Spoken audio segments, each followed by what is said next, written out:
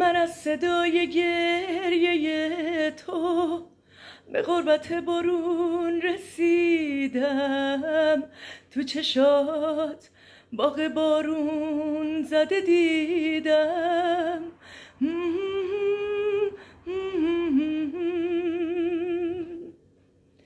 چشم تو هم رنگ باغه، تو غربت غروب پاییز، مثل من از یه درد کهنه لبریز.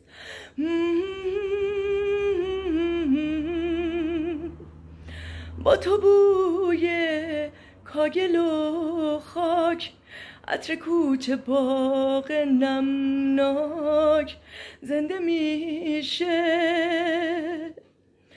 با تو بوی خاک و بارون، عطر ترمه و گلاب دون زنده میشه.